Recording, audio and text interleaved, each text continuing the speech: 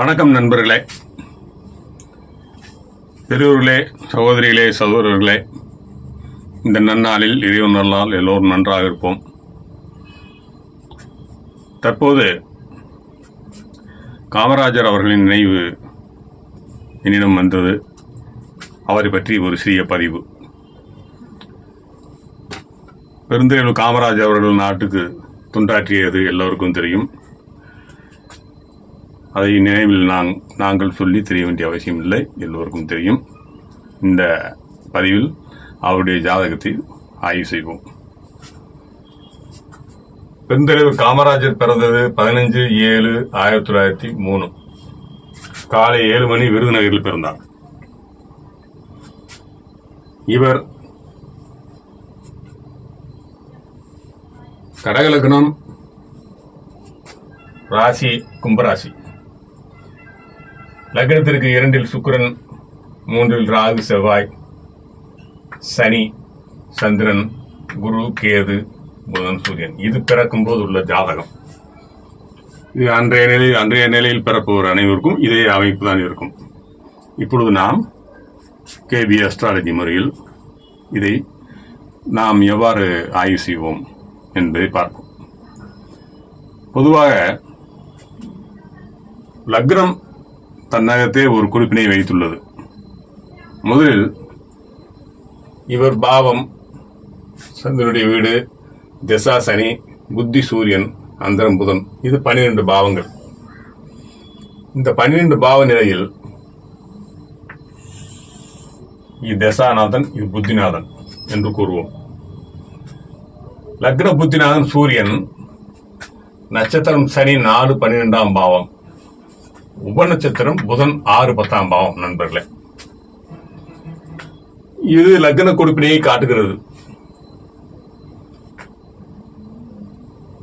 இந்த சூரியன் அரசு சம்பந்தப்பட்ட அரசியல் தலைவர்கள், பெரும் பொறுப்பு வகிப்பவர்கள், இவை அனைத்தையும் இந்த சூரியனை காரகம் வகிக்கின்றார். நிர்வாகத்திறமை அனைத்தையும். இந்த சூரியனை லக்ன புத்தினாக இவருக்கு அமைந்துவிட்டது. அது சனியினுடைய 4 12ஆம் பாவத்திலும் புதனுடைய 6 10ஆம் பாவத்திலும் அமைந்திருப்பது லக்னத்திற்கு 4ஆம் பாவம் இடையில் துண்டிக்கும் விளைவு, லக்னத்திற்கு 12ஆம் பாவம் பக்க விளைவை காட்டுகிறது. அதே போன்று 6 10ஆம் பாவம் என்பது 6ஆம் பாவம் என்பது உழைப்பு, வேலை, 10ஆம் பாவம் என்பது நிர்வாக திறமை, அந்தஸ்து, கௌரவம். இந்த லக்னமே 10ஆம் பாவம் புதன் தன்னகத்தை வைத்துள்ளார். இந்த 4ஆம் பாவம் என்பது 5ஆம் பாவத்திற்கு 12ஆம் பாவம் அமைகிறது. ஆதலால் இந்த 4 12ஆம் பாவங்கள் சனியுடைய நட்சத்திரத்தில் லக்னம் அமைந்திருப்பதால் ஏற்கனவே கூறியது போல் சனி காலச்சக்கரத்திற்கு 10ஆம் பாவ ஆதிபத்தியம் பெறுவார். அவர் கர்மகாரகர் என்று கூறுவோம். இந்த 4 12ஆம் பாவங்கள் அவருடைய ஆசைகள், சந்தோஷங்கள், அவருக்கென்று 5ஆம் பாவத்துக்குரிய அந்த சுய உடல் சுகத்திற்காக, தன் தேவைக்காக அவருடைய விஷயங்கள் அனைத்தையும் அவர் திறந்து விட்டார்.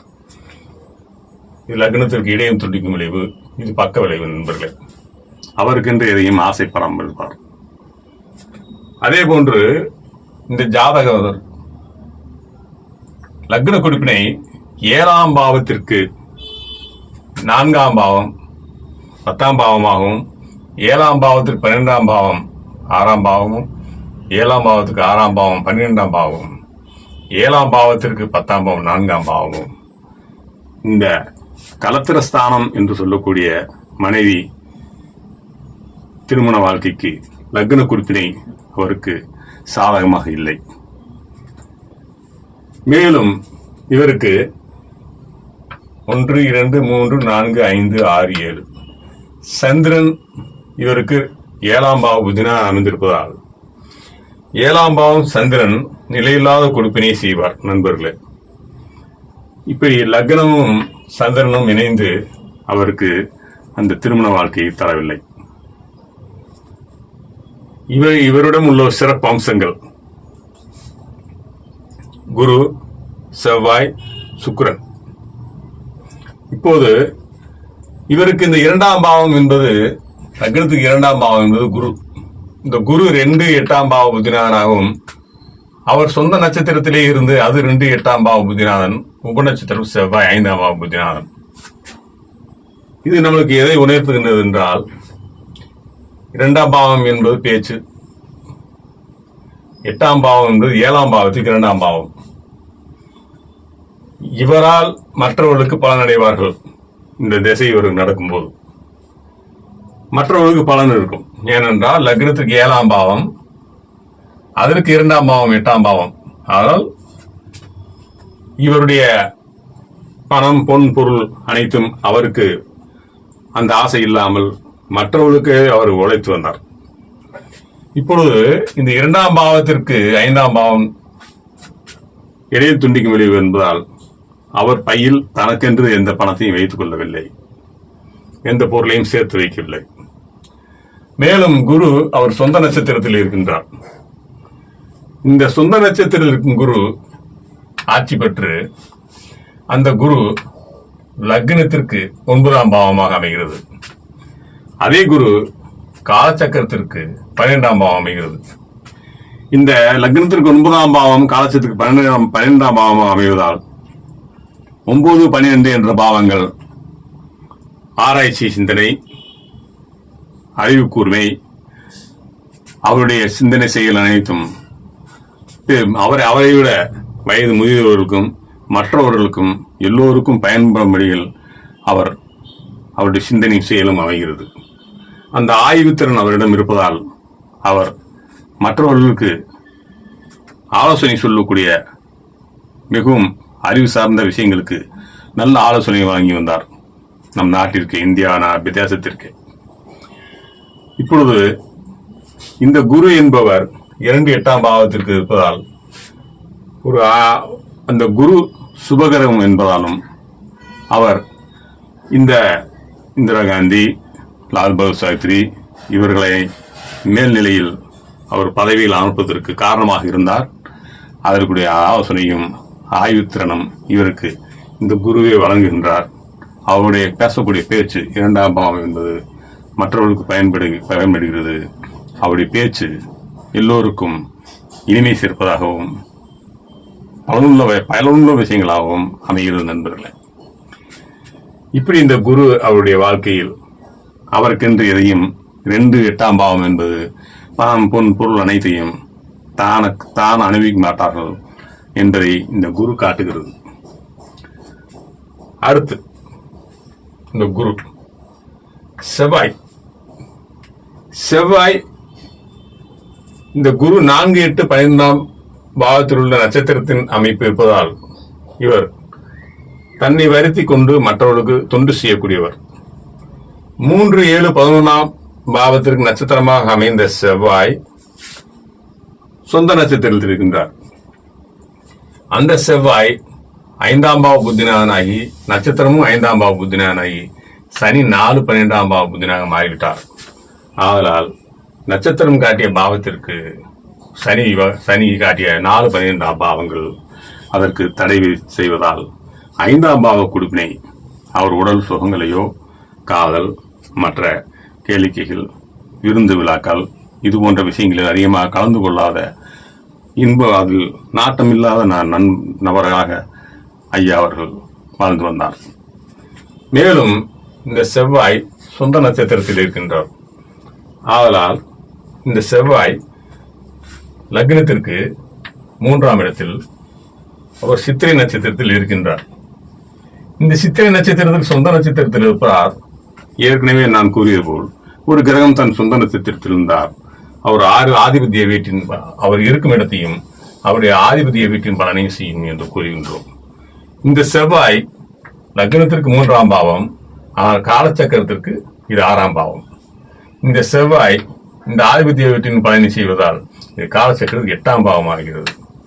ஆக இந்த 6, 8ஆம் பாவம் என்பது இந்த செவ்வாய் தன்னகத்தே ஜாதகருக்கு 3, 5ஆம் பாவத்தை 6, 8ஆம் பாவமாக செயல்படுத்தி அவருக்கென்று ஒரு இன்பத்தை ஏற்படுத்திக் கொள்ளவோ அவருக்கு தேவையானவற்றை வைத்துக் கொள்ளவோ இந்த செவ்வாய் அவருக்கு அந்த நன்மையை செய்யவில்லை. 6, 8ஆம் பாவம் என்பது இந்த காலச்சக்கர 7ஆம் பாவத்தை தடுப்பதால் இது ஸ்தம்பித்து விடுகிறது. அது ஒரு உரம் அவருக்கு ஒரு தீமையான பலனை செய்து விடுகிறது. இப்படி இந்த சொந்த நட்சத்திரத்தில் இருக்கும் கிரகங்கள் தன்னுடைய கொடுப்பினை புத்திநாதனை விட அது நின்ற நட்சத்திரத்திற்கும் அது நின்ற காலச்சக்கரத்திற்கும் ஒரு தனி கொடுப்பினையை வைத்துள்ளது நண்பர்களே. இப்பொழுது இந்த செவ்வாய் இவர் லக்னத்திற்கு 3ஆகவும் லக்னத்திற்கு 5ஆகவும் காலச்சத்திற்கு 6, 8ஆகவும் அமைகிறது இந்த செவ்வாய். ஆனால் இந்த 3, 7, 11ஆம் பாவ நட்சத்திரமாக அமைந்துவிட்டது. இது மக்கள் தொடர்பை காட்டும். 3, 7, 11 என்பது மக்கள் தொடர்பு, பொதுஜன தொடர்பு. அடுத்து சுக்கிரன். இந்த சுக்கிரன் இவர் ஜாதகத்தில் 3, 9ஆம் பாவம் புத்திநாதனாகி, நட்சத்திரம் 3, 9ஆம் பாவம் புத்திநாதனாகி, உபநட்சத்திரம் குரு 2, 8ஆம் பாவம் புத்திநாதன் ஆகிவிட்டார். இந்த 3, 9ஆம் பாவம் என்பது இந்த 3, 9ஆம் பாவத்தை 2, 8ஆம் பாவம் அந்த பாவத்தில் 12 பாவ காரகத்தில் உள்ள 3ஆம் பாவத்தையும் 9ஆம் பாவத்தையும் 2, 8ஆம் பாவம் தடுக்கிறது. ஆனால் இவர் தன்னை விளம்பரப்படுத்திக் கொள்ளவோ பெருமையாக பேசிக்கொள்ளவோ இவர் இயலாமல் அடக்கம் அமைதி பெற்ற பெரிய மனிதராக தோன்றினார். இந்த சுக்கிரன் சொந்த நட்சத்திரத்தில் இருக்கின்றார். இப்பொழுது இந்த சுக்கிரன் லக்னத்துக்கு 2ஆம் இடத்தில் இருக்கின்றார். அந்த சுக்கிரன் அவர் சொந்த நட்சத்திரத்தில் பூர நட்சத்திரத்தில் இருப்பதால் இந்த ஆதிபத்திய வீடான லக்னத்துக்கு 2ஆம் வீடும் வேலை செய்யும். அதே நேரம் இந்த சுக்கிரன் சொந்த நட்சத்திரத்தில் இருப்பதால் இந்த ஆதிபத்திய வீடு காலச்சக்கரத்தின் 7ஆம் வீடாக அமைகிறது. இது துலாம் வீடாக அமைகிறது. இது இருக்கும் இடம், இது ஆதிபத்திய வீடு. இந்த இரண்டும் அவருக்கு இந்த சுக்கிர திசையில் அவருக்கு பலன்களை தருகிறது. ஆகவே காலச்சக்கரத்துக்கு 5ஆம் பாவம் நண்பர்கள், இது சூரியனுடைய வீடு. இந்த 2ஆம் பாவம் 7ஆம் பாவம், 7ஆம் பாவம் என்பது சமூக மக்கள் தொடர்புடைய பாவம். ஏற்கனவே இவருக்கு சந்திரன் 7ஆம் பாவ புத்திநாதனாக இருப்பதாலும் இவர் இந்த சுக்கிர தசையில் மக்கள் தொடர்பு அதிகமான நம்பிக்கையுள்ள நாணயமான மனிதராக இருப்பார். ஆதலால் இந்த சுக்கிர தசை சுக்கிர புத்தி சந்திரன் அந்தரத்தில் இவர் முதல்வரானார். 13/7/1954, 2/10/1963 வரை இவர் முதல்வராக இருந்தார். இப்படி தன்னுடைய சொந்த நட்சத்திரத்தில் இருக்கும்போது அந்த காலச்சக்கர அடிப்படையிலும் அவர் இருக்கும் இடமும் ஆதிபத்திய வீடும் அவருக்கு இது போன்ற நிலைகளை ஏற்படுத்துகிறது. மேலும் இந்த சுக்கிரன் பாவ அடிப்படையில் 2, 6, 10ஆம் பாவத்திற்கு இருந்து இந்த கொடுப்பினையை வைத்திருப்பதால் அவர் சொந்த நட்சத்திரத்தில் இருப்பதாலும் அது லக்னத்துக்கு 2ஆம் பாவம் லக்னத்தை விருத்தி செய்வதாலும் இவர் இந்த 6ஆம் பாவம் என்ற 2, 6, 10 என்ற கௌரவம் அந்தஸ்து அடையக்கூடிய ஒரு கொடுப்பினையை இந்த சுக்கிரன் அவரை முதல்வராக்கி இருக்கிறது. இப்படி பல்வேறு காரணங்களால் அவருடைய வாழ்க்கையில் நல்ல ஒரு தனக்காக வாழாமல் மக்களுக்காக வாழ்ந்து எல்லோருக்கும் பல நன்மைகளை செய்து நம் நாட்டிற்கும் பெருமை சேர்த்தவர். நன்றி நண்பர்களே. எனக்கு சப்ஸ்கிரைப் செய்த அனைவருக்கும் நன்றி.